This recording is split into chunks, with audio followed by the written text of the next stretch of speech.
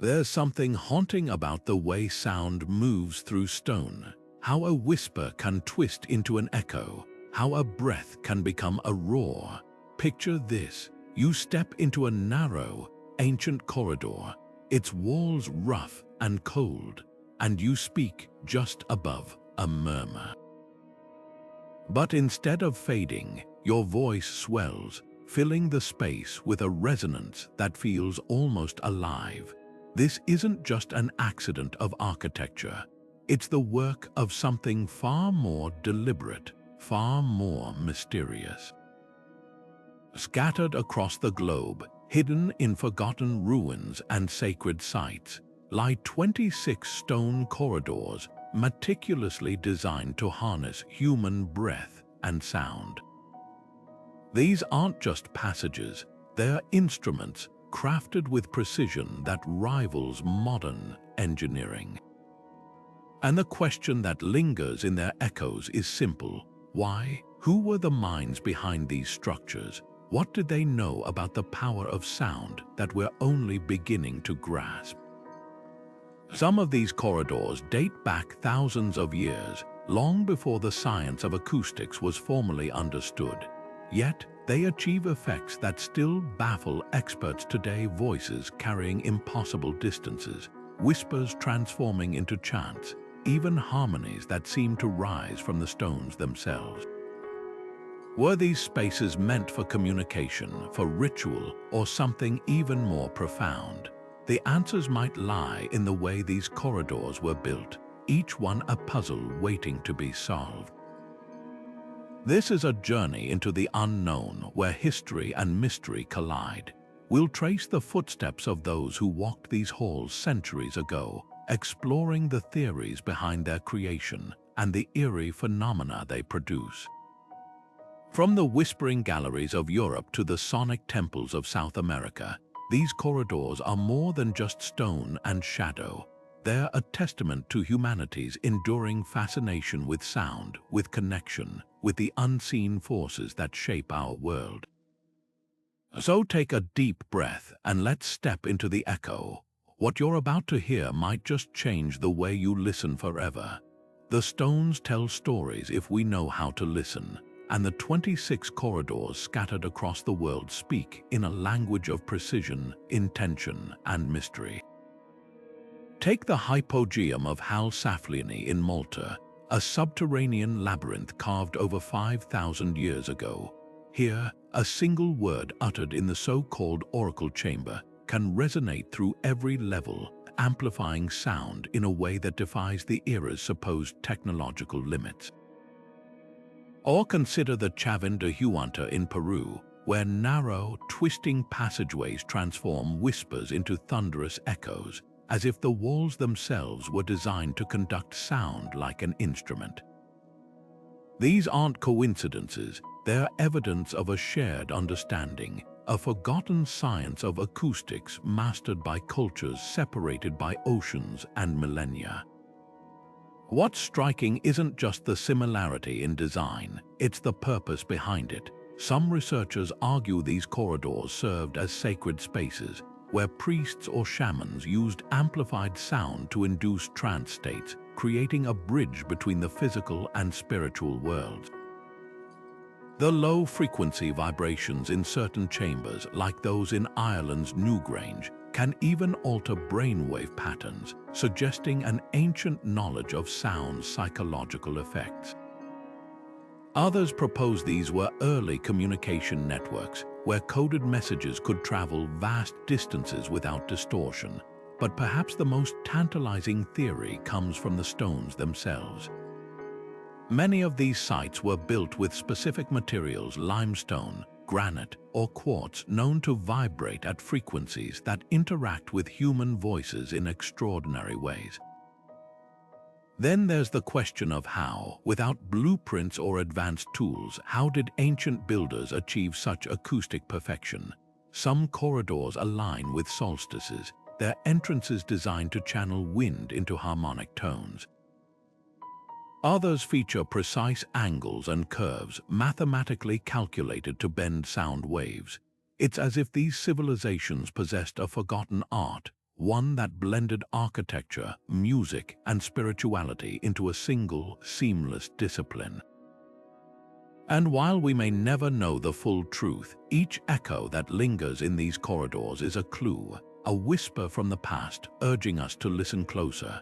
The secret behind these whispering corridors isn't magic, it's physics honed to perfection by ancient hands.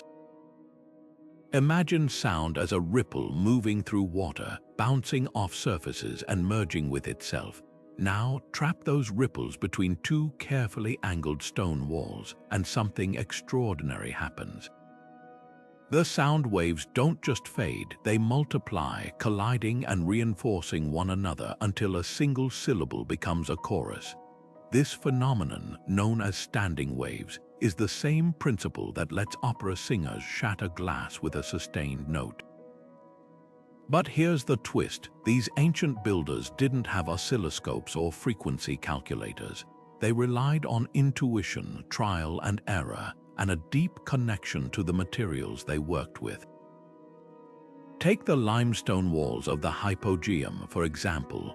This soft, porous stone doesn't just reflect sound, it absorbs certain frequencies while amplifying others, creating a natural filter that clarifies the human voice.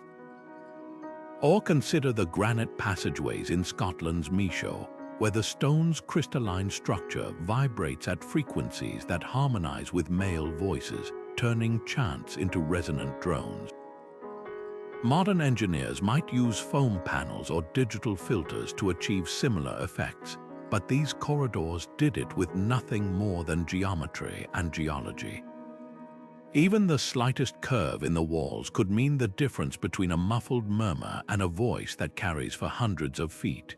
Then there's the role of resonance, the way a space can lock onto a specific frequency and amplify it, like a tuning fork vibrating in sympathy with a musical note. Many of these corridors are precisely the right length and width to resonate with the average human voice, turning them into giant, stone-built amplifiers. Some even feature niches or alcoves that act like acoustic lenses, focusing sound waves into beams that travel farther and clearer. And in places like the Temple of Kukulkan in Chichen Itza, the steps are designed to mimic the frequency of a quetzal bird's cry, creating eerie, avian-like echoes when clapped. But perhaps the most astonishing detail is how these effects weren't just accidental byproducts of construction.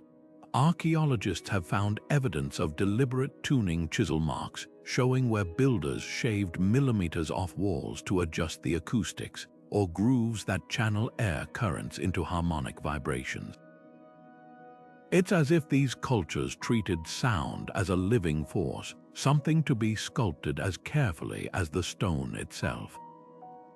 And when you stand in one of these corridors today, feeling the vibrations of your own voice ripple through the walls, it's hard not to wonder, were these spaces the ancient world's answer to microphones and speakers? Or were they meant to do something far more profound, something we're only beginning to hear? Breath is more than just the rhythm of life in these corridors. It becomes a key that unlocks hidden acoustics. Across ancient traditions, from yogic pranayama to Native American chant, breath was seen as the carrier of spirit, a sacred force that could bridge worlds. And when that breath met the precisely carved walls of these structures, something extraordinary happened. Scientists studying sites like Derinkuyu in Turkey have found that sustained, controlled exhalations, like those used in meditation or ritual, can produce standing waves strong enough to vibrate the entire chamber. It's as if the stones were waiting for human breath to awaken them. Consider the Tibetan monks who use low-frequency throat singing to harmonize with temple acoustics, creating tones that feel less produced and more revealed. In the same way, these corridors might have served as amplifiers for intentional breathwork, turning a simple exhale into a resonant force. At Ireland's Noath Passage tomb, researchers discovered that a steady hum at specific frequencies causes the quartz-veined walls to emit faint light, a phenomenon known as triboluminescence. Could ancient practitioners have used their breath not just to create sound, but to literally illuminate the darkness? The idea isn't as far-fetched as it seems. When you stand in one of these spaces and breathe deeply, you can feel the vibration in your ribs, the way the air around you seems to pulse in response. But breath's role might go beyond the metaphysical. Some acousticians propose these corridors functioned as giant tuning devices, where skilled practitioners could modulate their breathing to tune the chamber. At Malta's Hal Saflieni, certain niches resonate perfectly with the frequency of a relaxed adult breath, around 5 to 7 Hz, a range known to induce calm and even alter consciousness. It's no coincidence that many of these sites align with healing traditions. The Maya, for instance, practiced breath-controlled chanting in their ceremonial caves, believing it purified the body and summoned divine voices. When you pair that with the way sound travels through their stone corridors, echoing like whispers from another realm, the line between architecture and ritual starts to blur. Perhaps most intriguing is the idea that these spaces were designed for collective breath.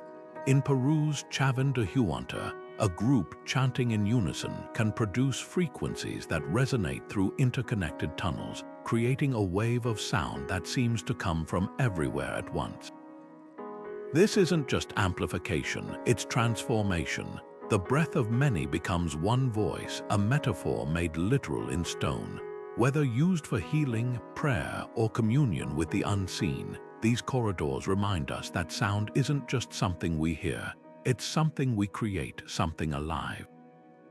And in their echoing depths, the past whispers back. The echoes of these corridors stretch far beyond isolated ruins. They form a silent network spanning the globe, a puzzle written in stone and sound. From the fog-draped passage tombs of Scotland's Orkney Islands to the sun-baked tunnels beneath Cappadocia's fairy chimneys, these 26 sites share an uncanny resemblance.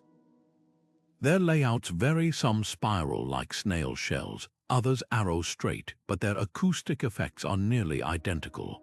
A whisper in Turkey's Derinkuyu underground city carries with the same eerie clarity as one in New Mexico's Choco Canyon, though the builders of these places never met.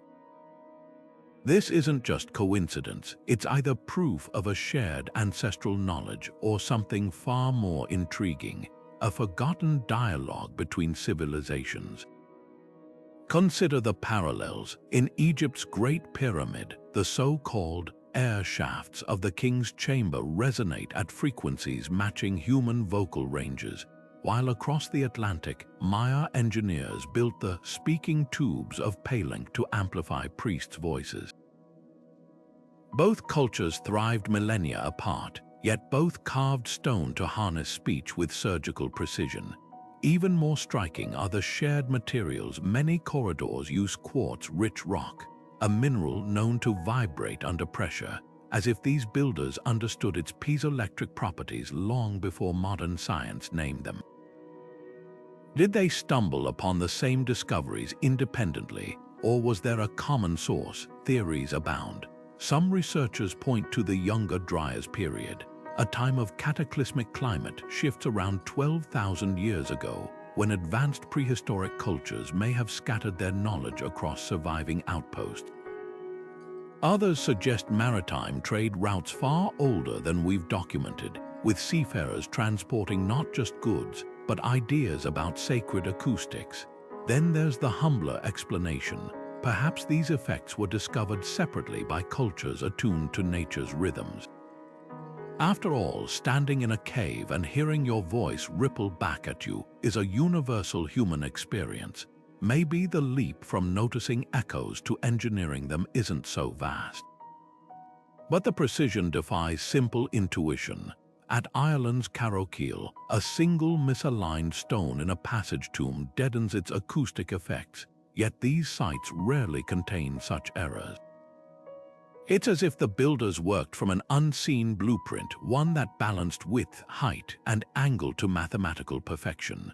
Whether this knowledge came from a lost civilization, a migratory master-builder caste, or mere convergent innovation, one thing is clear: these corridors are more than architectural quirks. They're fragments of a language we're only starting to decipher, spoken in the shared vocabulary of vibration and stone. And the more we listen, the more the walls seem to whisper back.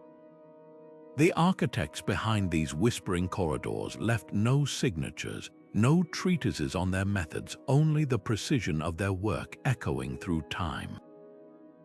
Their identities are as elusive as the sounds their structures manipulate, yet the clues embedded in the stones tell a story of minds who understood the universe in ways we're still unraveling. Look at how the corridor at Newgrange in Ireland frames the winter solstice sunrise, flooding the passage with light that aligns perfectly with its acoustic resonance points. Or how the Mayan tunnels at Palenque mirror constellations visible only during specific rituals. These aren't just architectural feats, they're celestial maps carved in stone, suggesting builders who saw no divide between astronomy, acoustics, and the sacred. What's even more compelling are the symbols they left behind, not words, but a visual language of spirals, zigzags, and concentric circles etched into the walls.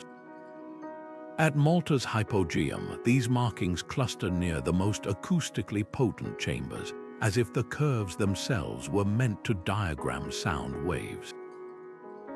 In Peru's Chavín de Huanta, reliefs of mythical beings grip stone tubes that mirror the actual speaking conduits hidden within the walls. Were these diagrams instructions or perhaps warnings about the power these spaces held? Without written records, we're left to decode their intent through the one medium they trusted, the immutable language of stone. Theories about who they were span the spectrum. Some argue they were priest-engineers, blending spiritual authority with scientific acumen. At sites like Göbekli Tepe in Turkey, acoustically tuned pillars stand beside carvings of underworld beings, hinting at rituals where sound bridged realms.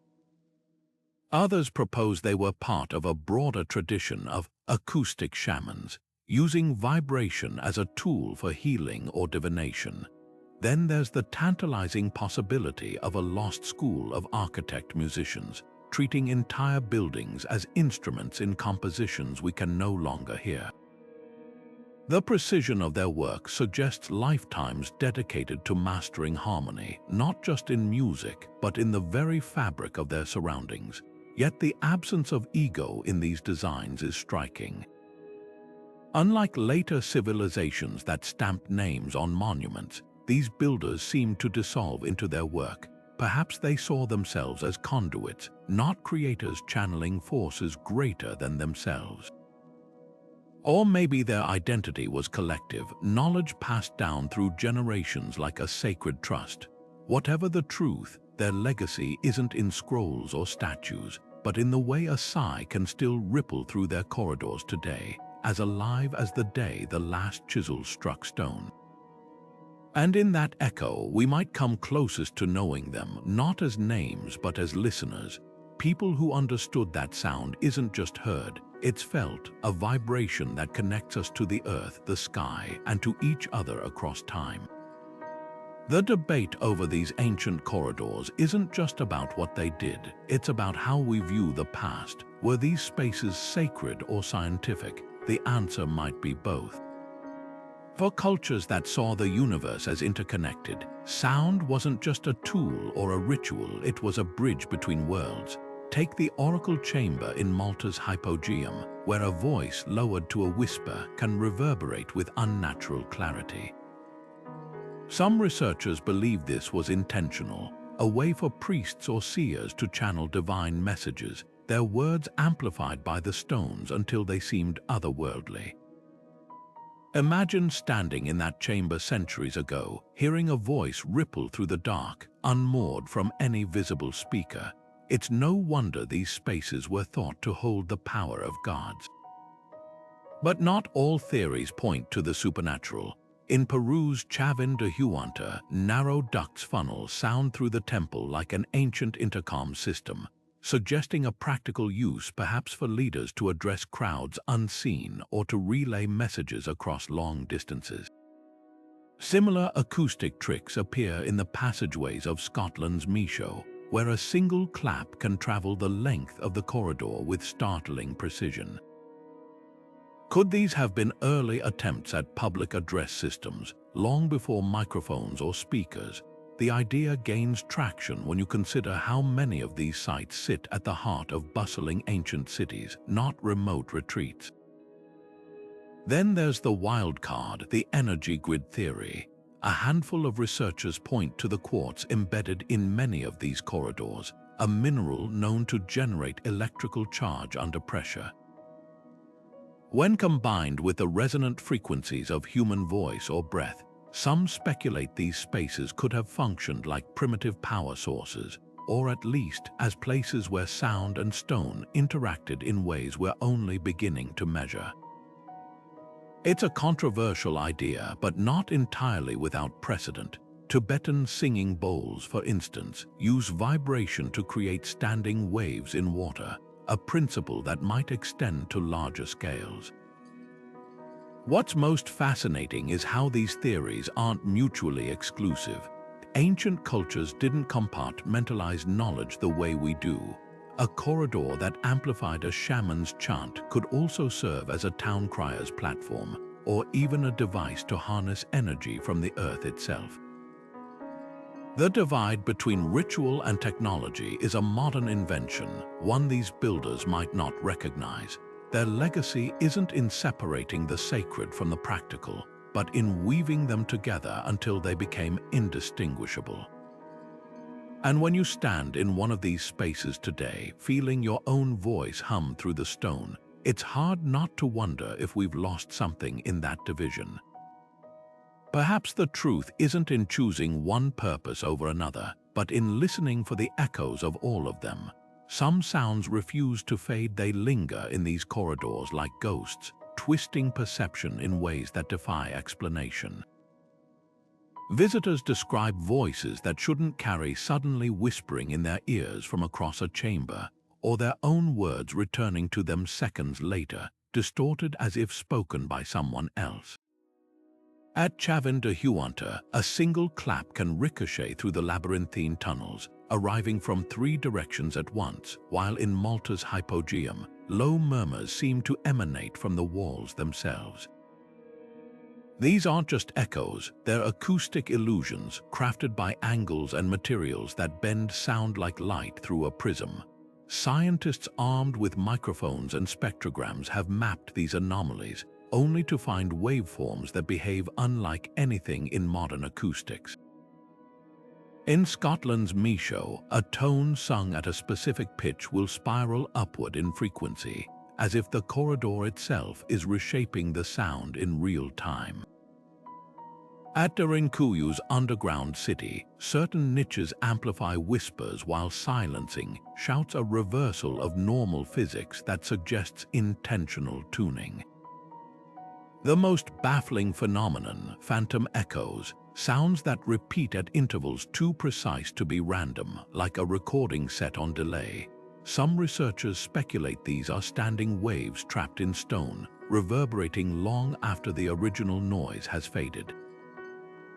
Others wonder if the corridors act like giant tape recorders, with layers of sediment preserving faint imprints of ancient voices. Then there are the unintended effects, the eerie coincidences that even the builders might not have foreseen. At Newgrange, wind whistling through the entrance at dawn creates a tone matching the frequency of human brainwaves, inducing a trance-like state in listeners. In Cappadocia's underground chambers, footsteps on certain stones trigger harmonic vibrations that hum through the body. These phenomena blur the line between accident and design, leaving us to question whether these spaces were fine-tuned for specific rituals or simply stumbled upon acoustic marvels. What's undeniable is their power to unsettle.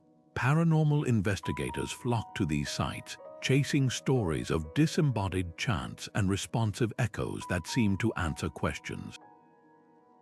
But you don't need to believe in spirits to feel the uncanny weight of these spaces. Stand in the oracle chamber at Hal Saflieni, speak a word, and listen as the walls return it to you, not as a fading echo, but as a clear, confident reply. It's a reminder that sound isn't just something we produce, it's something these corridors shape, bending it to purposes we're still straining to hear. Whether by ancient intent or the quirks of geology, these stones don't just carry voices, they converse with them. Music wasn't just heard in these corridors, it was felt, vibrating through stone and bone alike. When archaeologists tested the acoustics of places like Ireland's Newgrange, they discovered something remarkable. Certain notes, particularly those in the lower vocal range, would resonate so powerfully that the air itself seemed to hum. It's no accident that many ancient instruments found near these sites, bone flutes, drone pipes, and deep-toned drums, are tuned to match these exact frequencies.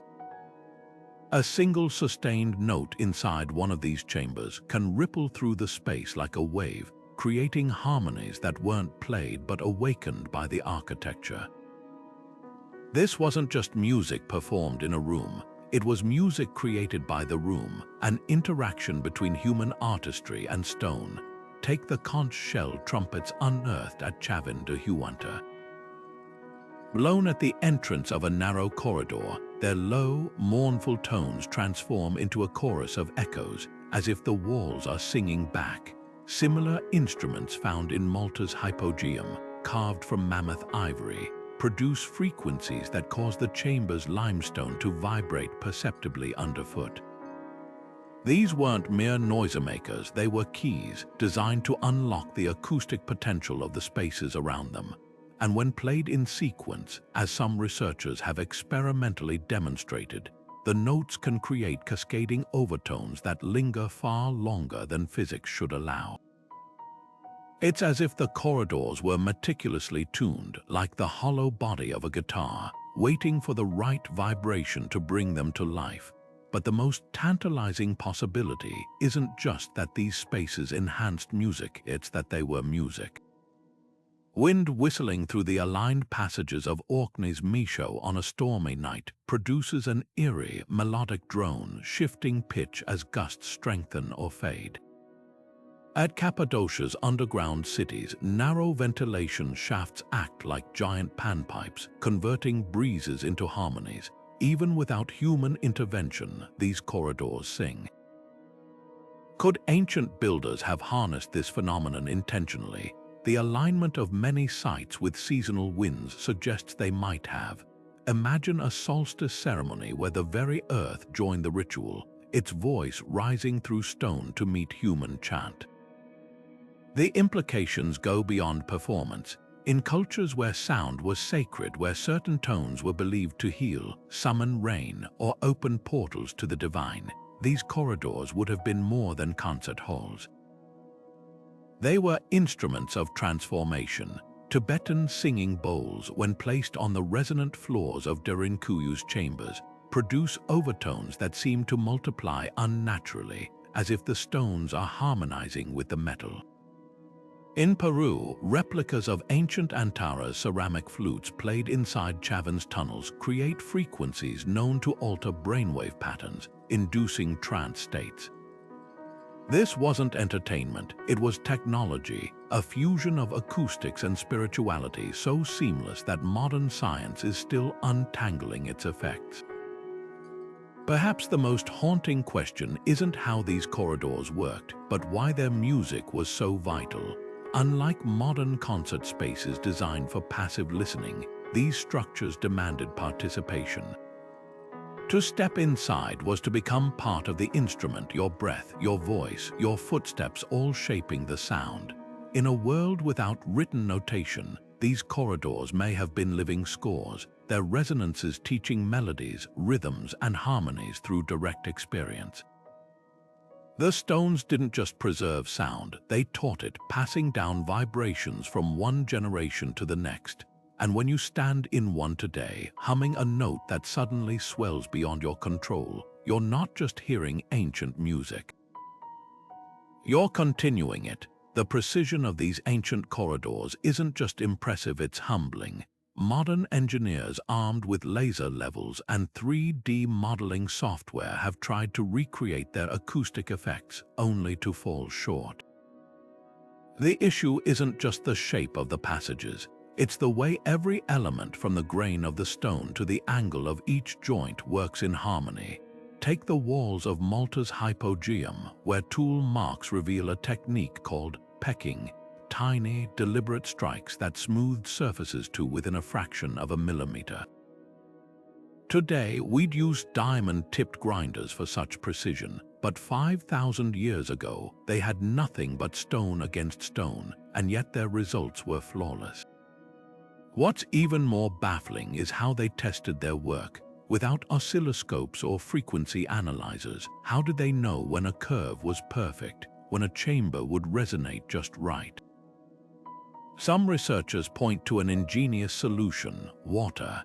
At Chavin de Huanta, shallow channels cut into the floors suggest builders may have filled them with liquid to observe sound waves visually, ripples revealing where echoes would form.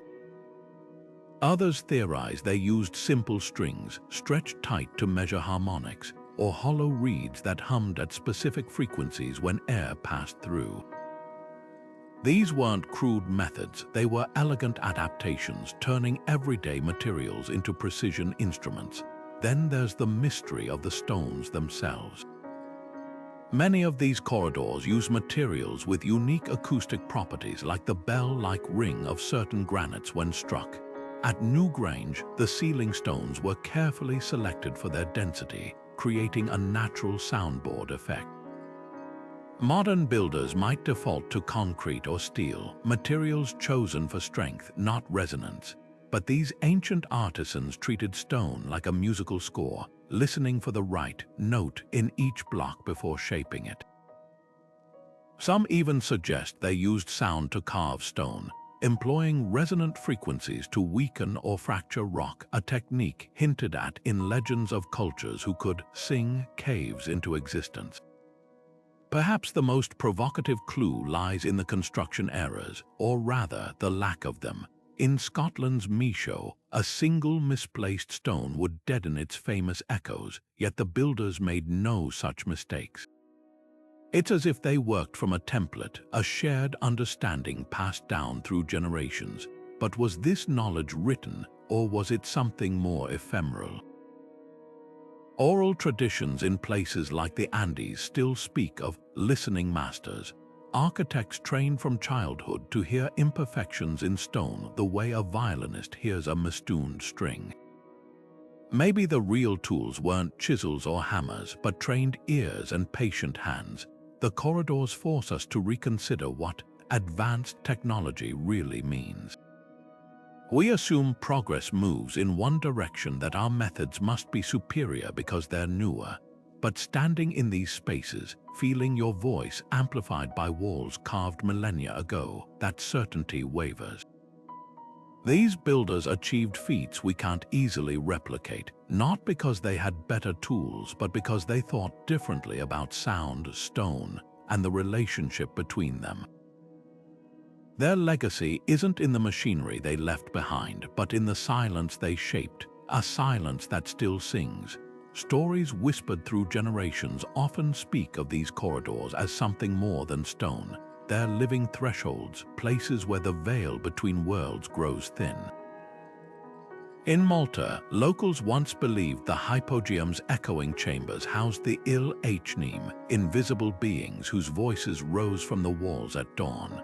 Over in Peru, Chavin's labyrinth was said to be the throat of a mountain god, its tunnels vibrating with prophecies uttered by unseen priests.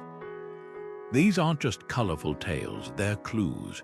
When myth after myth describes the same phenomena, voices without source, harmonies that swell from empty air, it's worth asking, did folklore preserve what history forgot?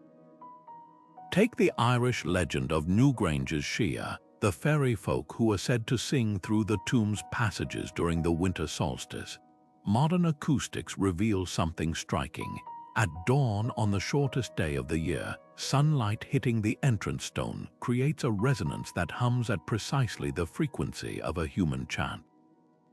Coincidence, or was this celestial alignment once part of a ritual?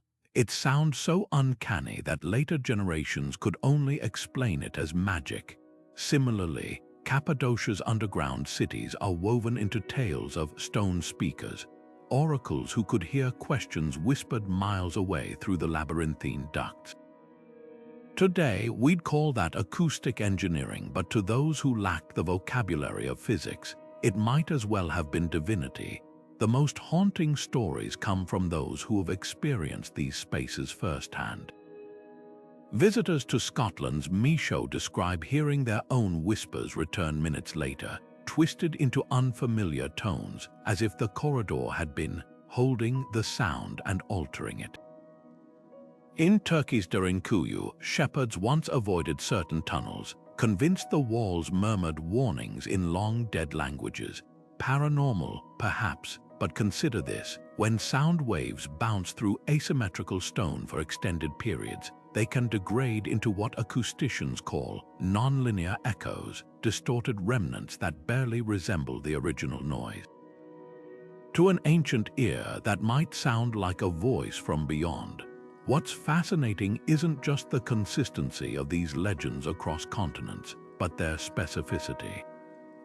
The Maya spoke of Wit's monsters, cave-dwelling spirits, whose roars echoed through ceremonial tunnels, a description that eerily matches the booming reverberations in Palink's subterranean passages.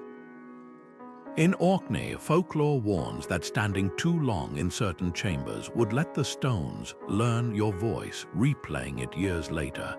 Modern tests show that particular frequencies can indeed create standing waves that persist for astonishing durations, like a sonic fingerprint pressed into the rock. These myths might be more than metaphor. They could be user manuals, oral instructions on how to interact with spaces whose true purpose had faded from memory.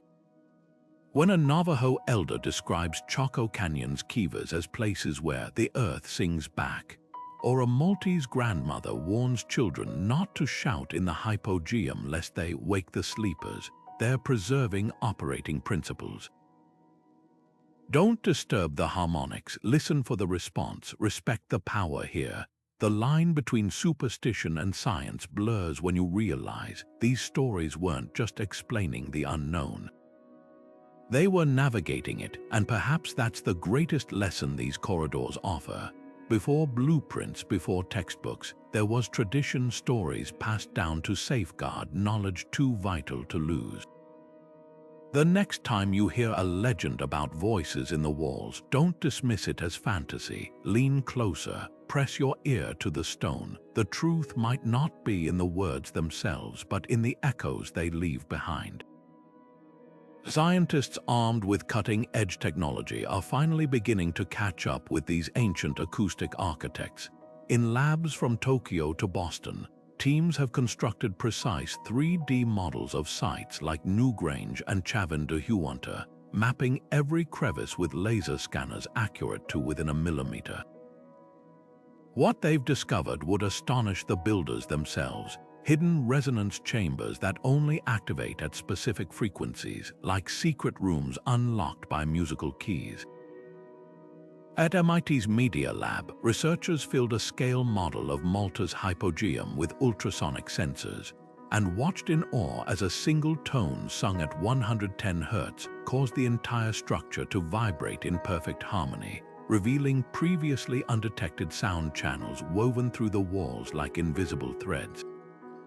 But perhaps the most startling breakthrough came from an experiment in Peru, where archaeologists recreated a segment of Chavin's corridors using the original construction techniques. Without modern tools, they relied on trial and error, tapping stones with mallets, adjusting angles by ear until something extraordinary happened. At a precise width of 63 centimeters, the passage began amplifying certain frequencies while silencing others, creating an acoustic filter that purified sound. This wasn't just mimicry, it was revelation. The ancient builders hadn't just stumbled upon these effects, they'd engineered them with painstaking precision, crafting spaces that functioned like giant audio processors millennia before the invention of electronics. Yet for every mystery solved, new enigmas emerge. When German acousticians beamed lasers through Durinkuyu's tunnels, they detected microscopic grooves along the ceiling's patterns that, when vibrated at certain pitches, produce ultrasonic frequencies beyond human hearing. Why? One daring hypothesis suggests these were ancient animal deterrents, using sound to repel rodents or bats. Another team in Ireland discovered that Newgrange's entrance stone, when struck, emits a tone matching the resonant frequency of the chamber's back wall, a phenomenon that could turn the entire corridor into a directional speaker, projecting voices with eerie precision. The real frontier lies in what we haven't yet heard. Ground-penetrating radar has revealed voids beneath several known corridors, hinting at undiscovered chambers. At Hal Saflieni, sonar detected a narrow shaft descending from the oracle chamber, one that hums at infrasound levels when wind passes through it, a frequency known to induce feelings of awe or unease. Were these spaces designed to manipulate emotion as well as sound? The answer might lie in ongoing experiments where volunteers are exposed to these ancient acoustics while brain scans monitor their responses. Preliminary results show heightened activity in areas linked to memory and spirituality, as if the stones themselves are whispering directly to our neural pathways. What's becoming clear is that these corridors weren't just buildings. They were instruments fine-tuned to interact with human perception in ways we're only beginning to measure. The latest models suggest some may even have functioned as primitive recording devices, not storing sound as we know it, but trapping standing waves that persist for hours, like sonic ghosts lingering in the stone. As one researcher put it while standing in Michaud's echoing passage, "We came here to study acoustics, but I think the acoustics are studying us." Every experiment peels back another layer, revealing not just how these spaces work, but how profoundly they continue to shape those who step inside. The more we listen, the more the walls seem to lean closer, as if sharing secrets we're not yet equipped to understand. Standing in one of these ancient corridors, you might notice something strange not just in the air but in your own mind. Visitors often report a shift in perception, as if the walls aren't just amplifying sound but reshaping thought itself. In Malta's hypogeum, people describe losing track of time, their thoughts slowing or speeding up without reason. At Chavin de Huanta, the low, droning echoes have left some feeling weightless, as if the ground beneath them had dissolved. These aren't just fleeting impressions. Neuroscientists studying these effects have found that certain frequencies, particularly those between 90 and 110 Hz, can synchronize brain waves, nudging consciousness into states typically associated with deep meditation or even hypnosis. What's striking isn't just that these spaces produce such frequencies, but that they do so consistently. The dimensions of many corridors, their length, width, and curvature, create standing waves that hover in this exact range, like an invisible tuning fork for the brain. At Ireland's Newgrange, the resonant frequency of the central chamber matches the theta rhythm, a brainwave pattern linked to vivid dreaming and creative insight. In Turkey's Derinkuyu, narrow passages amplify breath to a pitch known to stimulate the vagus nerve, triggering calmness. These aren't accidents. They're evidence of a sophisticated understanding of sound's power over the mind, one that predates modern neuroscience by millennia. Consider the rituals once held in these spaces.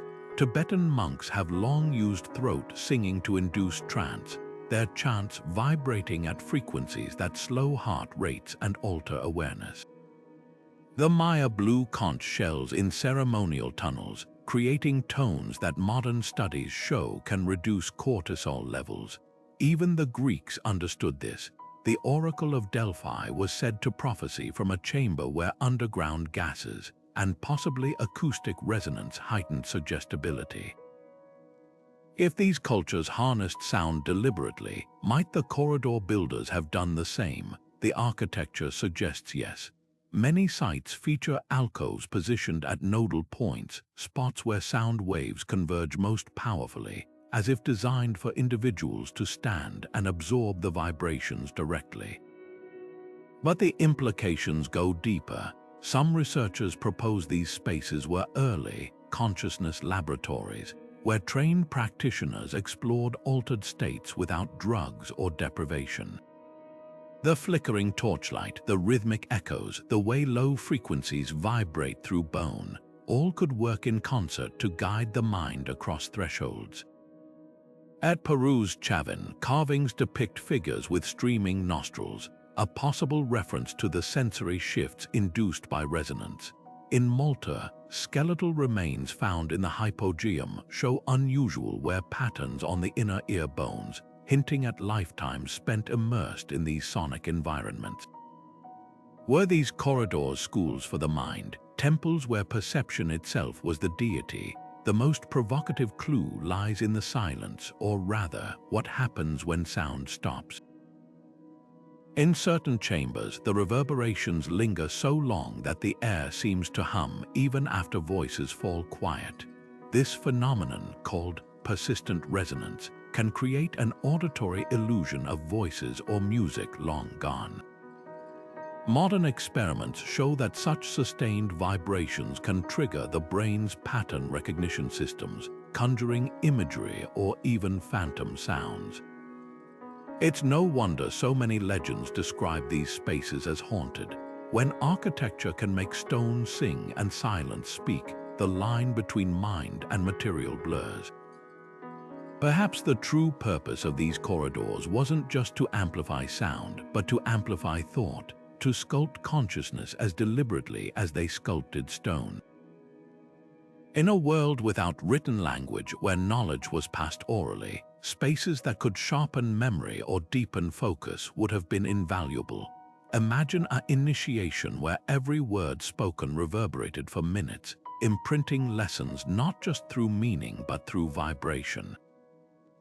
Or a healing ritual where the very walls hummed at frequencies known to ease pain. This wasn't magic, it was mastery, an ancient fusion of architecture, biology, and psychology we're only beginning to decode. And as we stand in these corridors today, listening to our own voices twist and swell, we might wonder, were they designed to change us, and if so, are we still changing? Among the most provocative theories about these ancient corridors is the idea that they weren't just amplifying sound, they were harvesting it. Imagine a space where every exhale, every footstep, every chant became a source of energy, captured and transformed by the stones themselves. It sounds like science fiction, but traces of this concept appear in fragments of ancient texts. The Sanskrit Vaimanika Shastra describes a breath-powered machines, while Egyptian hieroglyphs allude to chambers where voices could awaken the sleeping force. Even more compelling are the physical clues. Certain corridors contain veins of quartz or piezoelectric minerals that generate tiny electrical charges when vibrated exactly as human speech or rhythmic chanting might do.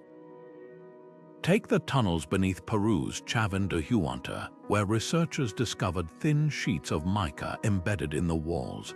This flaky, conductive mineral isn't native to the area, suggesting it was imported deliberately.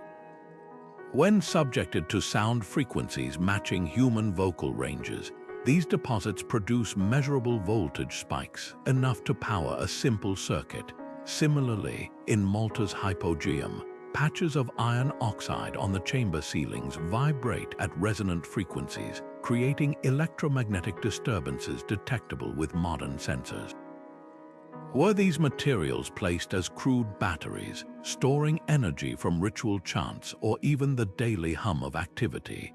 The idea gains traction when you consider how many of these sites align with underground water sources.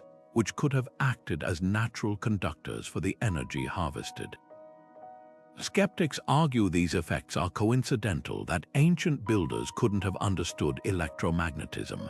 Yet look at the precision elsewhere.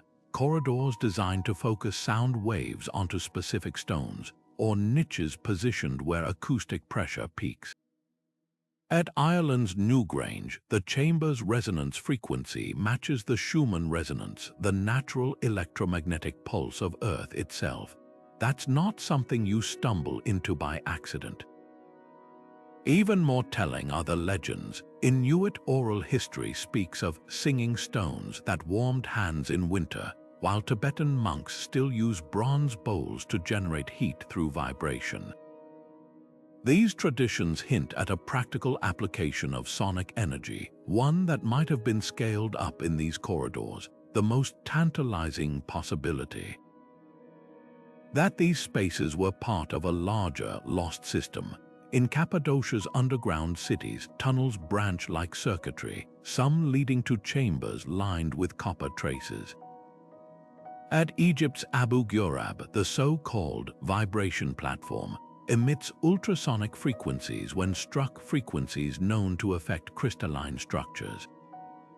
Could these sites have been nodes in an ancient power grid, harnessing environmental vibrations or collective human energy? It's a radical notion, but not without precedent. Modern experiments in piezoelectric flooring show how foot traffic can generate electricity in public spaces. If today's engineers can dream of smart cities powered by movement, why couldn't ancient visionaries have imagined the same? Of course, proving intentionality is the challenge. Without written records, we're left with echoes and anomalies, a hum in the stones that might be machinery or mere geology. But the deeper you listen, the harder it is to dismiss. When you stand in one of these corridors and feel the air thrum with your own voice, it's not just sound you're creating. It's vibration, it's energy, and somewhere in the silence between echoes, there's the whisper of a question. If these builders could bend sound to their will, what else did they know? These corridors don't just echo, they remember. Hidden within their carefully carved walls may lie more than just acoustic tricks. They could be time capsules, meticulously designed to preserve the voices, the knowledge, even the very heartbeat of the civilizations that built them. Think of it like this: when you whisper into the curved chamber of Malta's hypogeum, the sound doesn't fade, it lingers, bouncing back and forth in a loop that modern equipment can detect for nearly 12 seconds. Now stretch that across millennia. What if these spaces weren't just amplifying sound, but storing it? Archaeoacoustics, the fledgling science of ancient sound, is beginning to ask exactly that. The idea isn't as far-fetched as it seems. In Peru's Chavín de Huanta, certain niches vibrate at frequencies that distort speech into unrecognizable echoes, unless you hit the precise tone that unlocks them, revealing crisp, clear reverberations. It's as if the walls were tuned like a combination lock, responding only to the right acoustic key. Similar phenomena appear in Ireland's Newgrange, where solstice sunlight striking the entrance stone at dawn produces a tone that resonates through the chamber, activating harmonics normally dormant. Could these be intentional sonic signatures left by builders to transmit messages across time?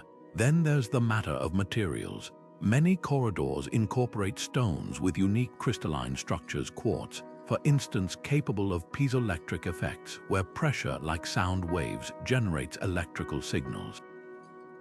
Under the right conditions, these minerals might record vibrations, much like a vinyl record holds grooves.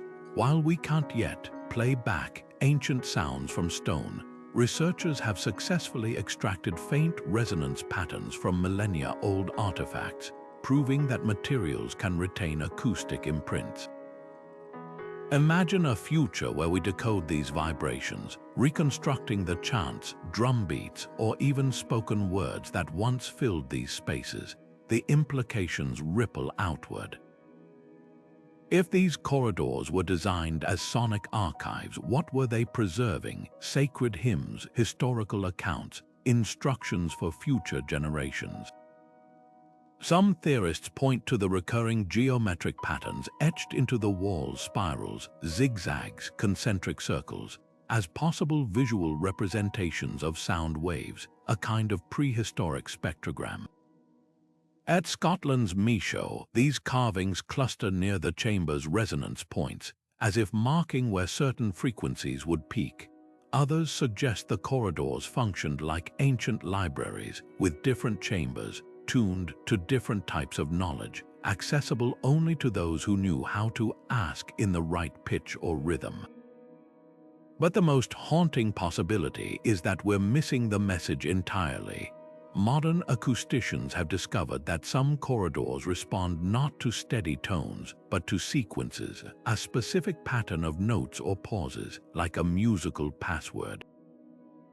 In Turkey's Derinkuyu underground city, certain tunnels amplify only rhythmic clapping in a 3-2-1 pattern while silencing all other sounds. Could these be remnants of forgotten rituals or even encoded warnings?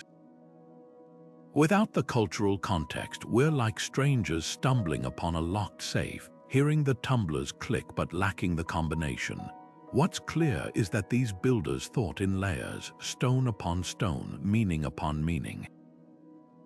The corridors weren't just tools for the present, they were bridges to the future, and as Archaeoacoustics advances, we're learning to listen not just to the echoes, but to the silence between them.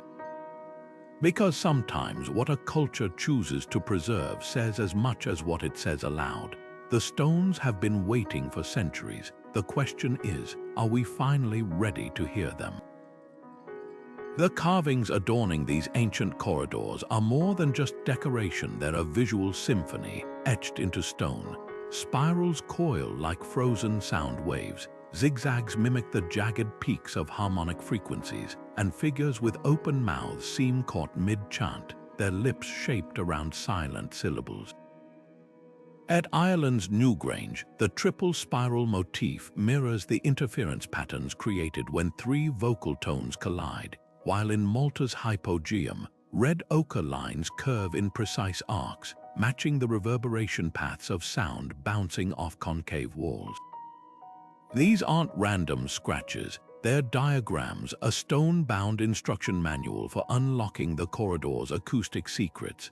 Take the sound maps of Chavin de Huanta, where reliefs depict priests holding conch shell trumpets, their mouths aligned with carved lines that trace the actual paths of echoes through the temple's hidden ducts. Or the Maya glyphs at Palenque, showing deities blowing into tubes that correspond exactly to the site's resonance chambers. Some researchers argue these symbols form a cross-cultural lexicon, a universal language of vibration. The same spiral appears in Scotland's Micho, Turkey's Göbekli Tepe, and Peru's Chavin, always near the most acoustically potent spots, as if marking where to stand, where to sing, where to listen. But decoding them isn't straightforward. Unlike modern sheet music, these symbols don't just indicate pitch or rhythm. They seem to encode something more holistic. The concentric circles in Newgrange, for instance, might represent standing waves, their spacing corresponding to the distance between resonant nodes. The zigzags at Derinkuyu could chart the erratic paths of infrasound, frequencies too low for human ears but felt in the bones. Even the materials matter. Carvings near limestone sections often depict softer, flowing lines, while those on granite show sharp angles, reflecting how sound behaves differently in each stone. The most tantalizing theory comes from a discovery in Malta. Beneath layers of calcification in the hypogeum, archaeologists found tiny dots clustered around certain carvings, dots that, when mapped, form frequency patterns matching the chamber's resonant peaks. It's as if the builders created a tactile guide for the visually impaired, allowing blind priests to read the acoustics with their fingertips.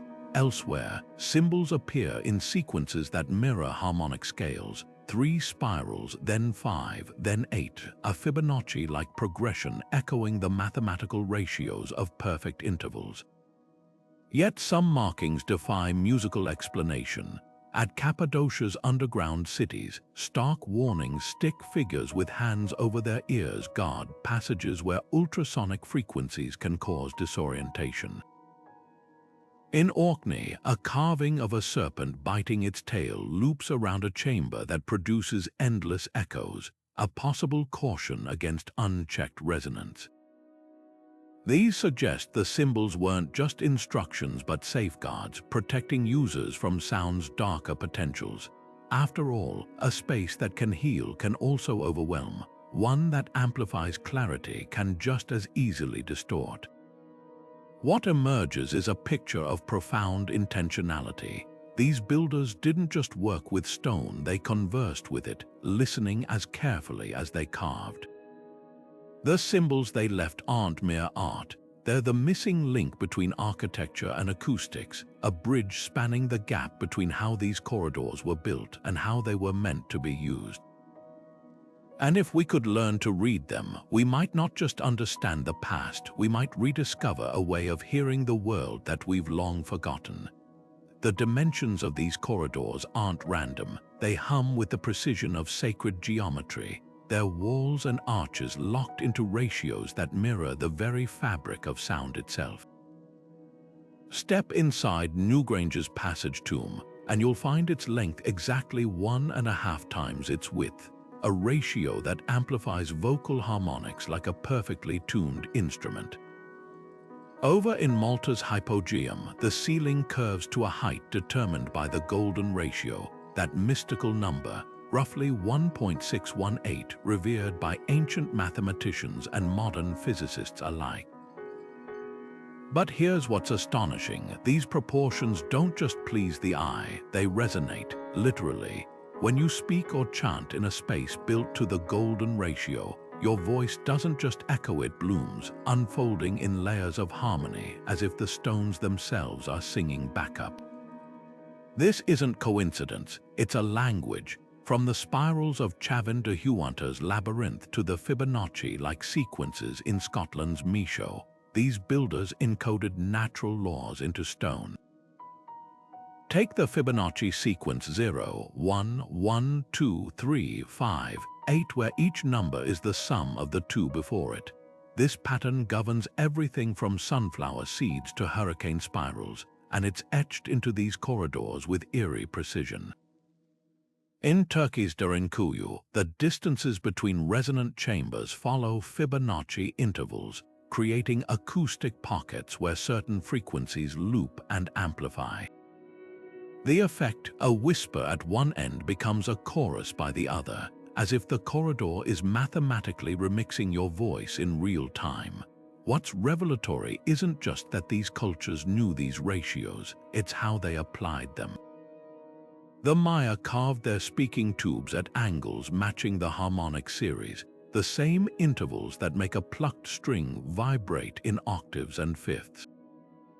In Egypt, the so-called air shafts of the Great Pyramid align with both stellar positions and the resonant frequency of quartz, a mineral lining their walls.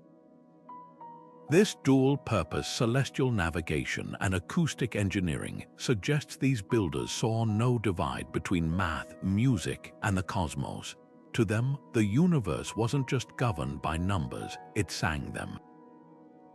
Modern labs have tested this. When researchers 3D printed a scale model of Ireland's Noath tomb using its original proportions, something extraordinary happened. A tone sung at 300 Hz, the average adult male voice triggered a cascade of overtones, bouncing off walls spaced at golden ratio intervals. The result, a chord no human sang, emerging from geometry alone. It's as if these corridors are frozen music, their dimensions acting like sheet music for a song only stones remember. But the deepest mystery isn't how they did it, it's why. Across continents, these builders chose the same ratios, the same shapes, as if following a shared blueprint. Maybe they understood something we're still grasping, that certain forms don't just reflect harmony, they create it. When you stand in one of these spaces, your voice doesn't just fill the air. It merges with the architecture, becoming part of a pattern woven into the universe itself. And in that moment, you're not just speaking to the walls. You're speaking through them. Some corridors refuse to follow the rules of acoustics as we know them.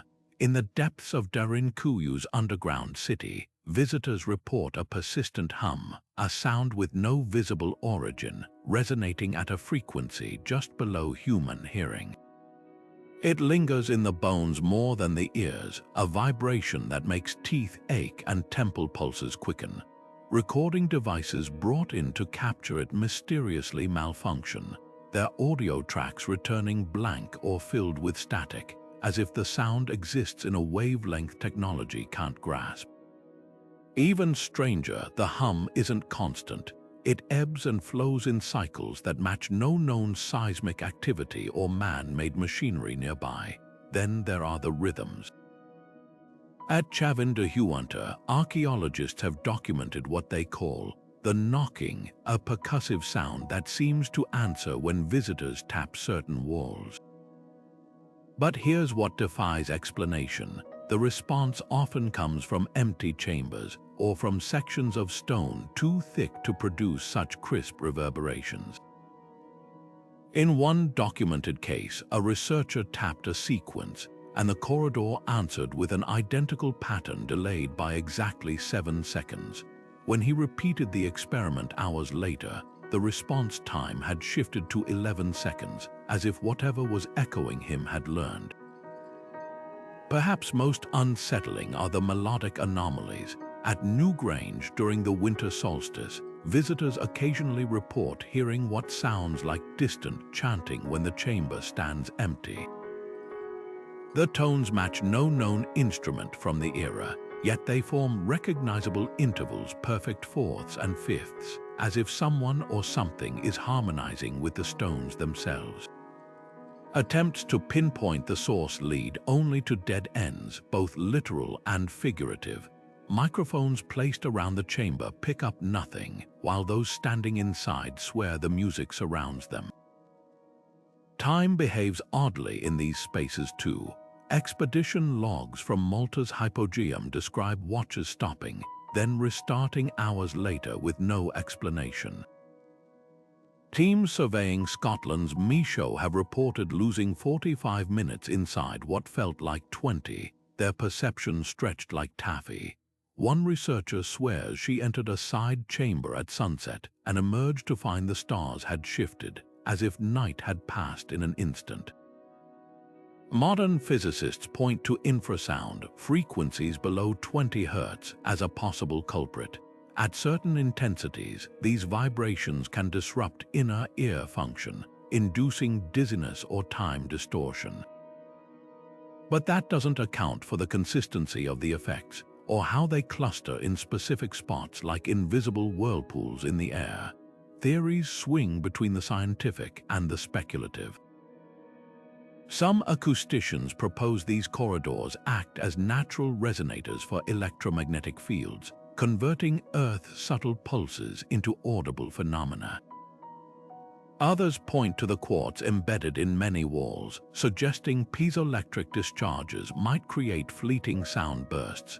Then there are those who whisper of standing waves trapped in the stone for centuries, finally breaking free like sonic ghosts. But perhaps the most humbling possibility is this: we're hearing the limits of our own understanding. These corridors were built by minds that perceived sound not just as vibration, but as a living force, something to be woven into architecture as deliberately as light or space. Whatever the truth, the anomalies serve as a reminder. For all our scanners and sensors, these ancient spaces still hold cards close to their chest. The hums, the knocks, the stolen moments, they're not glitches. They're the corridors speaking in a language we haven't yet learned to hear, and every unexplained echo is an invitation to listen deeper. The whispers of these ancient corridors haven't faded into history. They've seeped into our art, our music, even our nightmares. Filmmakers chase their eerie acoustics to score horror scenes, where a single footstep echoing too long down a stone passage can tighten an audience's grip on their seats. Musicians sample the hypogeum's resonant frequencies, layering them into albums that hum with something listeners can't quite name, a depth that feels older than melody itself. And writers, they spin tales of lost civilizations wielding sound as a weapon, of temples where the walls remember every scream. But here's the twist: reality is stranger than any script. Take Hollywood's obsession with these spaces. Blockbusters like Indiana Jones or Tomb Raider reduce the corridors to mere traps or treasure rooms, missing their true genius. Compare that to the documentary teams who have strapped microphones to the walls of Newgrange, capturing harmonics that rearrange themselves into chords no human hand played. Or the avant-garde composers who have written music specifically for Chavin de Huanta's tunnels, letting the architecture itself dictate the notes. These creators aren't just borrowing the corridor's mystique, they're collaborating with them, acknowledging a sophistication that defies easy storytelling. Then there's the literary world, where the corridors morph into metaphors. Neil Gaiman's American Gods imagines a cavern where gods whisper through the rocks, while Annihilation's Jeff Vandermeer conjures a tunnel that warps sound into hallucinations.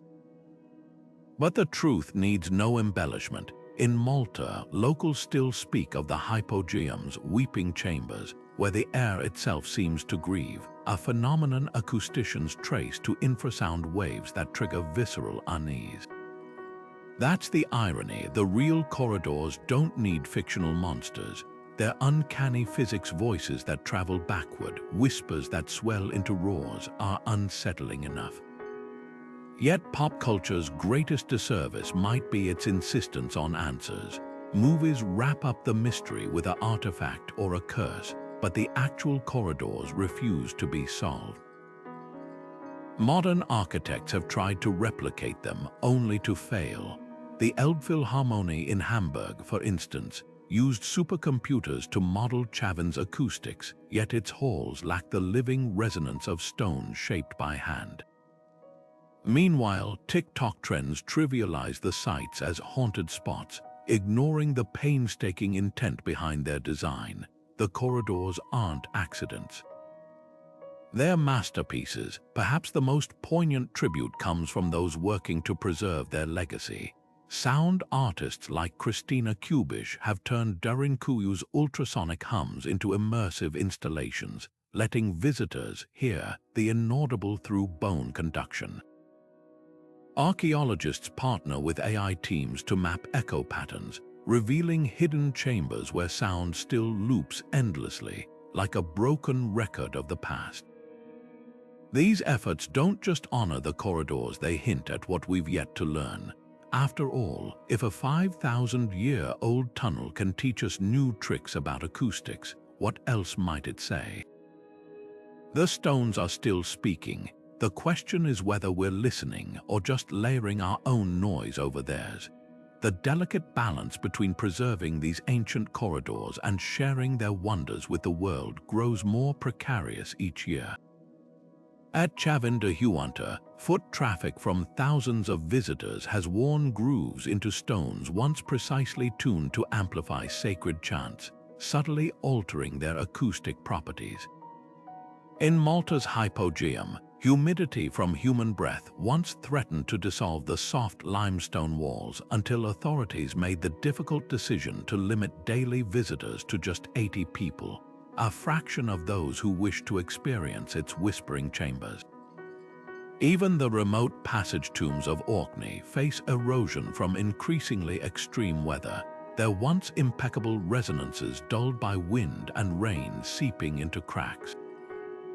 The challenge isn't just protecting stone, it's safeguarding frequencies, ensuring that what took millennia to perfect isn't lost in a generation.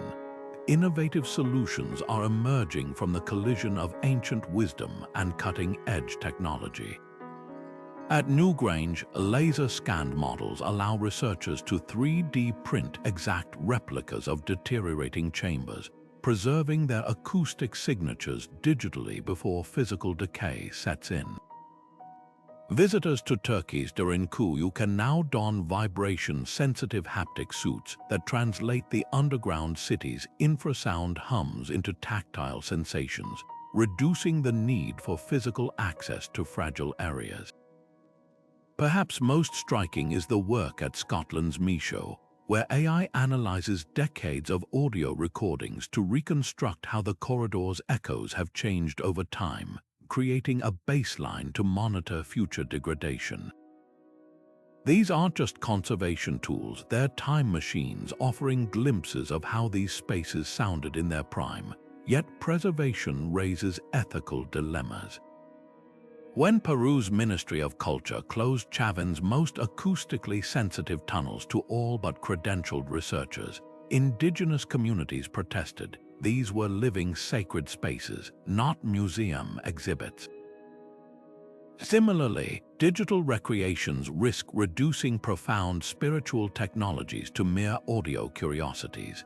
The solution may lie in hybrid approaches like those at Malta's Hypogeum, where morning access is reserved for ritual practitioners while afternoon slots go to tourists, with both groups contributing to maintenance through carefully monitored participation. Some sites even train local guides as acoustic stewards, teaching them to identify the subtle changes in reverberation that signal structural stress before cracks appear. The stakes transcend cultural heritage. Modern material scientists study these corridors for clues about sustainable building, how limestone mixed with crushed shells in Malta's walls provides both strength and sonic transparency, or how the alternating stone layers in Newgrange dampen harmful vibrations while enhancing desirable ones. Biomedical engineers explore how the brain reacts to these ancient resonant frequencies, hoping to adapt their calming effects for therapeutic soundscapes. To lose these spaces would be to sever a dialogue with minds who mastered harmony in ways we're still deciphering. What emerges is a new paradigm of preservation, one that listens as intently as it protects. By treating these corridors not as static artifacts but as living instruments, conservators honor both their physical integrity and their original purpose, to make the very air vibrate with meaning. The goal isn't just to keep the stones standing, but to ensure their voices never fall silent. The next frontier in understanding these ancient corridors isn't just about better tools, it's about reimagining how we listen. Artificial intelligence now pores over millennia of acoustic data, detecting patterns no human ear could catch. In labs from Kyoto to Cambridge, machine learning algorithms analyze the reverberations of Newgrange's chambers or Chavin de Huanta's ducts, uncovering hidden harmonics that might hold the key to their purpose. One startling discovery: certain echoes repeat at intervals matching celestial cycles like a stone-built metronome keeping time with the stars. These aren't just echoes, they're encrypted messages waiting for the right cipher to unlock them. Meanwhile, advanced sonar technologies peer deeper than ever before. Last year, a team in Malta used ground-penetrating radar to map previously unknown chambers beneath the hypogeum, their walls aligned to amplify frequencies that induce trance states. Similar scans in Turkey's Derinkuyu revealed a network of narrow sound channels branching off main tunnels, engineered not for people but for vibrations. These findings suggest the corridors weren't standalone structures, but nodes in a vast, interconnected system. Imagine an ancient internet where information traveled not through wires, but through carefully tuned stone.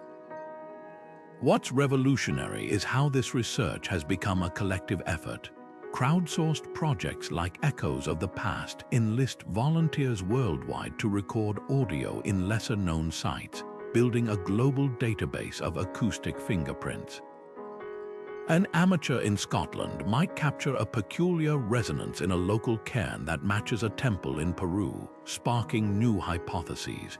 Universities now pair archaeologists with physicists, neuroscientists, even musicians, recognizing that these corridors exist at the intersection of disciplines.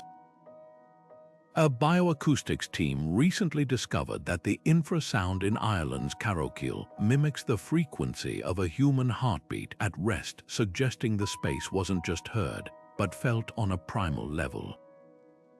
The most tantalizing possibilities lie ahead. Quantum microphones under development could one day detect residual vibrations trapped in stone, the faintest imprints of ancient chants or ceremonies. Nanotechnology might allow us to read mineral deposits like vinyl records, reconstructing sounds from their molecular disturbances. And as AI grows more sophisticated, it could simulate how these corridors interacted with their original environments, wind patterns, water flows, even the timbre of lost languages. But the real breakthrough won't be technological, it'll be perceptual. We're learning to hear as these builders did, not just with our ears, but with our bones, our breath, our collective memory. The stones have been speaking all along. The question is whether we'll finally understand the language. There's a moment just after you speak into one of these ancient corridors when the air itself seems to hold its breath. Visitors describe it as a suspended heartbeat, a split second of silence before the walls answer.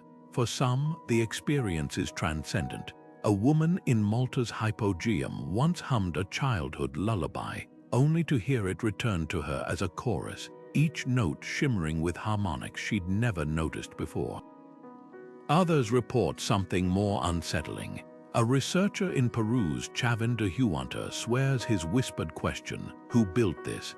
came back to him in a voice that wasn't his own, stretched thin and threaded with static, like a transmission from another time. What unites every account isn't just the uncanny acoustics, it's the visceral reaction they provoke.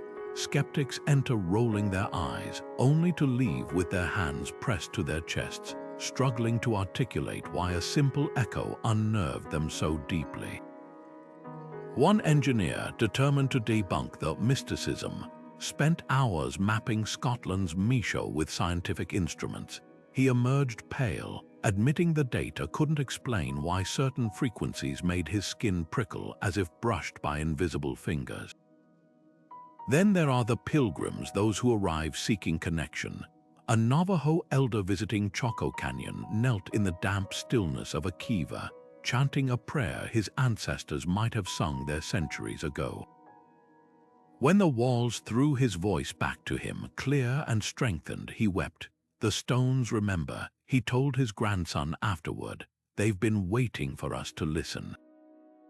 The corridors play tricks with perception, warping not just sound but the very sense of self. A musician in Newgrange described singing a scale, only to have the chamber correct her pitch, pulling her slightly sharp notes into perfect harmonic alignment. Others report losing track of their bodies entirely. In Turkey's Derinkuyu, the low, omnipresent hum lulls some visitors into a trance-like state where time stretches and contracts. "I clapped once," said one traveler, "and the echo took so long to return I wondered if I'd ever hear it at all." Yet for all their power, these spaces refuse to be predictable. Two people standing side by side might experience the same corridor in radically different ways. A journalist documenting Cappadocia's underground cities recorded hours of phantom footsteps, trailing her team, sounds her microphones never picked up. Her cameraman heard nothing but admitted the hair on his neck stood up whenever they passed a certain tunnel.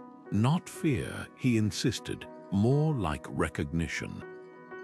Like something in the stone knew we were there. Perhaps that's the real magic of these places. They don't just amplify sound, they amplify meaning. A child's laugh becomes a ringing cascade. A sigh swells into a mournful aria.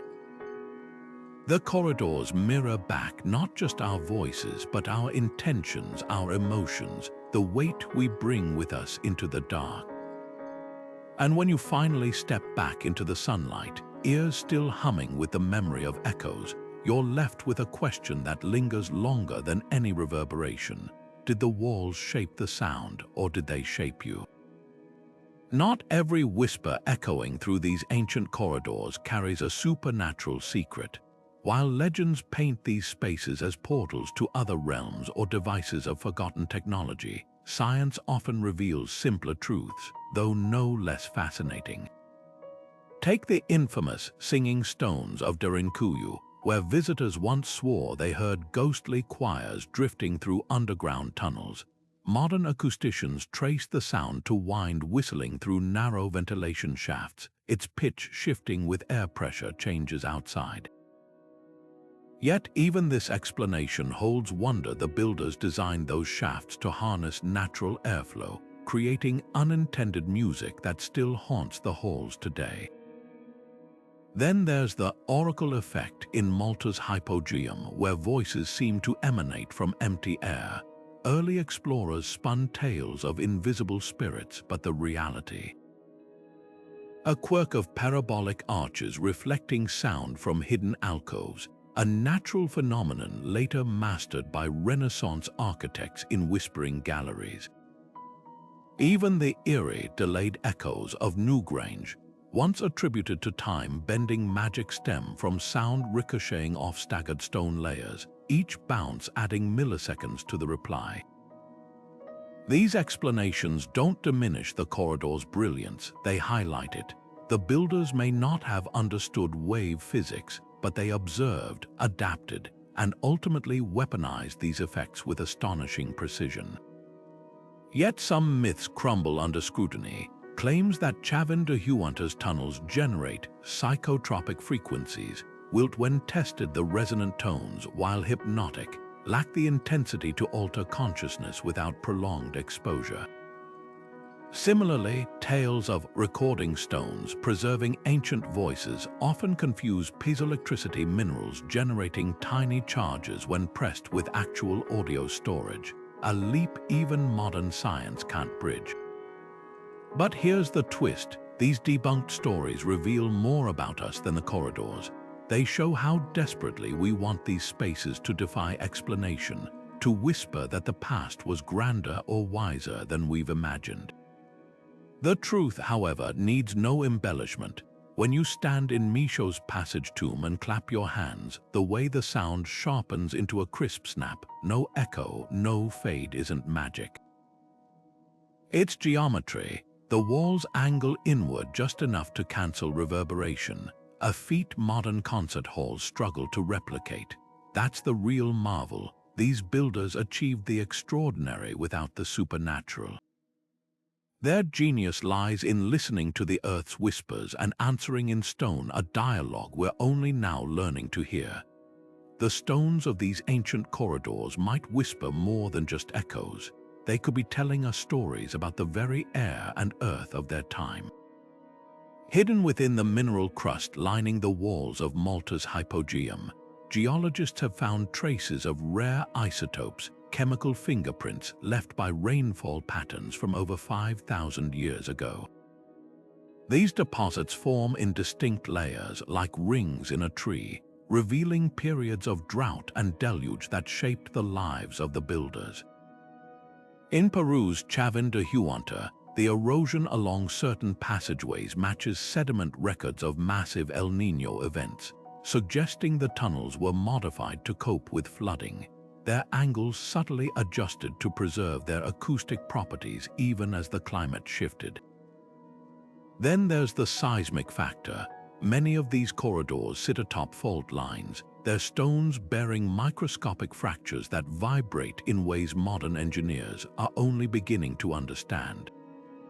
In Turkey's Derinkuyu, the underground city's most resonant chambers align with ancient fissures in the bedrock, as if the builders harnessed the Earth's own vibrations to amplify sound.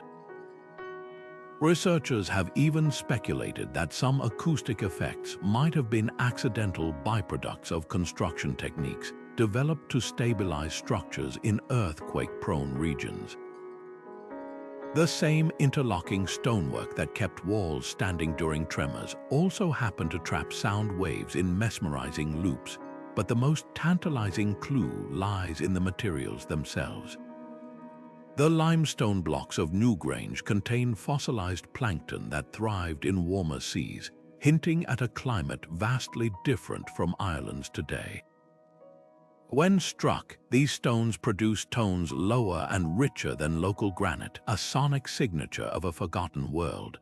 Similarly, the quartz veins threading through Scotland's Micho vibrate differently depending on temperature, meaning the corridor's acoustics might have shifted with the seasons, turning winter solstices into natural tuning forks for rituals we can only imagine. These corridors aren't just relics of human ingenuity, they're time capsules of the planet itself. The way a chamber in Malta hums during high humidity, or how Cappadocia's tunnels amplify sound differently when the surrounding tough rock is saturated with rainwater, suggests the builders weren't just working against their environment, but with it. They may have even used sound to monitor changes, listening for shifts in echo patterns that signaled underground water movement or impending quakes. In a world without satellites or seismographs, these structures could have been both instruments and early warning systems, their stones singing of storms and shifts long before clouds darken the sky. What emerges is a portrait of profound adaptability. These builders didn't just conquer their landscape, they conversed with it, shaping stone to harness not just human breath, but the very pulse of the earth. And as we decode the climate records hidden in their walls, we're left with a humbling thought. The same forces that shaped these corridors, the rains, the quakes, the slow dance of continents, are still at work today. The difference is we're only now learning to listen. The decision to study these ancient corridors comes with a weight far heavier than any stone. Every sensor drilled into the walls of Chavin de Huanta, every laser scan mapping Malta's hypogeum, leaves an invisible mark, not just on the physical structure, but on the fragile relationship between curiosity and conservation. Take the case of Newgrange. In the 1960s, well-meaning archaeologists reinforced crumbling passageways with concrete, only to discover decades later that the modern materials subtly altered the tomb's resonant frequencies, muting echoes that had rippled unchanged for millennia.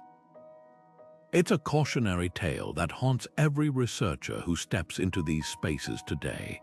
How much knowledge is worth the cost of altering the very thing we seek to understand? On one side of the debate are the preservationists, who argue that these corridors are non-renewable resources once damaged. Their acoustic properties can never be fully restored. They point to sites like Scotland's Micho, where centuries of graffiti carved by Viking visitors already distort certain harmonics, as evidence that even minor human interference compounds over time.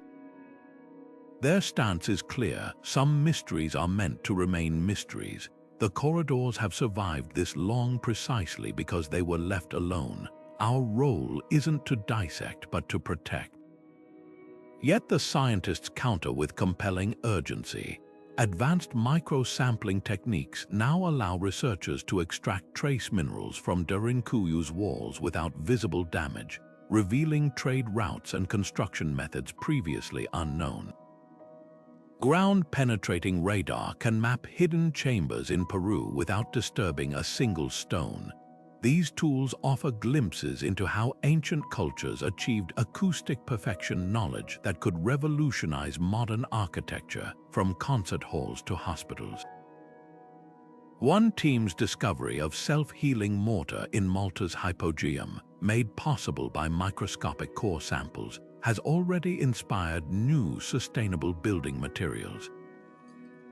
The argument is stark. If we don't study these spaces now with the least invasive methods available, we risk losing their secrets forever to erosion, climate change, or future uncontrolled tourism. Caught in the middle are the descendant communities for whom these sites remain sacred. At Chavin de Huanta, indigenous elders speak of the corridors as living entities, not artifacts to be analyzed but ancestors to be consulted. They've proposed a middle path, allowing non-invasive studies like 3D scanning and air vibration analysis, while maintaining ceremonial areas as inviolate. Their perspective reframes the debate entirely. This isn't just about balancing science and preservation. It's about respecting continuous traditions that view sound as a bridge between worlds. Perhaps the solution lies in listening as much as we probe. Before any drill touches stone or sensor is installed, we might ask what the builders themselves would have wanted. The very precision of these corridors suggests they were meant to endure, to communicate across time.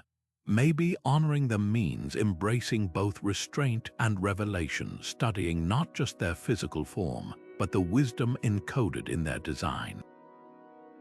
After all, these were cultures who understood that every action echoes. The question is what kind of echo we want to leave behind. There's a moment that strikes nearly everyone who steps into one of these ancient corridors, a quiet realization that you're not just studying history, but standing inside it. Researchers who have spent decades analyzing Malta's hypogeum with laser scanners will pause mid-measurement, suddenly aware of the weight of 5,000 years pressing against their fingertips. Tourists in Newgrange who arrived snapping photos often leave speaking in hushed tones, as if the stones have tuned their voices to a lower, more reverent register. It's more than awe, it's kinship. The same hands that shaped these passages once blistered on chisels, squinted at star charts, and wondered, just as we do about the mysteries of sound and connection. This intimacy defies time. A musician visiting Chavin de Huanta described feeling an uncanny resonance while humming in the Templo Mayor, not just acoustically but creatively. The intervals between the echoes, she realized, matched the pentatonic scales still used in Andean folk music today. It was as if the walls were humming back a melody her ancestors might have known. Similarly, a physicist studying Durinkuyu's infrasound chambers found himself sketching equations that aligned with harmonic principles the builders couldn't possibly have articulated mathematically.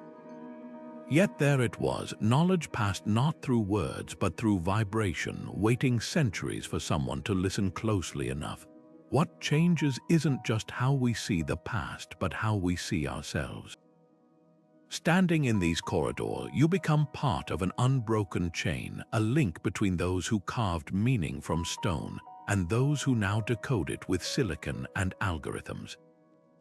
The Navajo guides at Choco Canyon speak of this as walking in beauty, a harmony between seeker and sought. When a child laughs in Malta's oracle chamber and the walls laugh back, it's not an artifact reacting. It's a conversation, one that began when the first tool struck the first stone, and one that continues every time we choose to lean closer, to whisper, to listen. Perhaps that's the real magic of these places. They don't just hold echoes, they hold invitations to wonder, as the builders did, at the way sound shapes memory. To question what we've overlooked in our rush toward progress, and to remember that every voice, whether spoken today or millennia ago, leaves traces.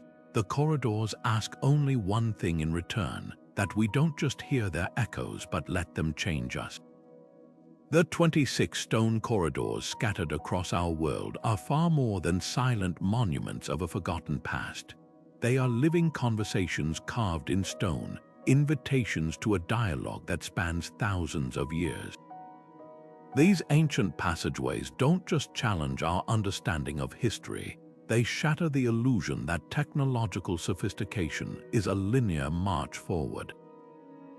How could cultures separated by continents and millennia have achieved such precise acoustic mastery without shared blueprints or modern tools?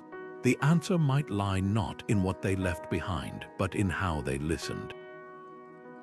These builders didn't just shape stone, they listened to it, learned from it, and in doing so, discovered harmonies that still elude full explanation today. What's humbling is how these corridors refuse to be confined to a single narrative. To an architect, their feats of engineering; to a musician, their instruments frozen in time. To a historian, their proof of interconnected knowledge lost to the ages. But perhaps their greatest lesson is simpler, that human curiosity has always sought to amplify, to connect, to transcend. When a chant in Malta's hypogeum swells into a chorus, or a whisper in Chavin de Huanta twists into thunder, we're not just hearing acoustics, we're hearing intention. These spaces were designed to transform sound into something sacred, to turn breath into a bridge between the mundane and the divine. And now the question falls to us. As modern explorers armed with microphones and algorithms, we stand at the threshold of rediscovery. Every scan, every recording, is a new line in an ancient conversation. But the corridors demand more than data, they demand reverence. To walk their lengths is to step into a stream of seekers stretching back further than memory. Priests who chanted to summon gods, engineers who tuned stone like violin strings, pilgrims who came to hear the earth speak. Their voices may have faded, but the walls remember. So the next time you find yourself in a quiet place, whether it's one of these hallowed corridors or simply a room with good acoustics, pause. Listen, then speak, because the true magic of these spaces isn't just in how they amplify sound, but in how they amplify meaning.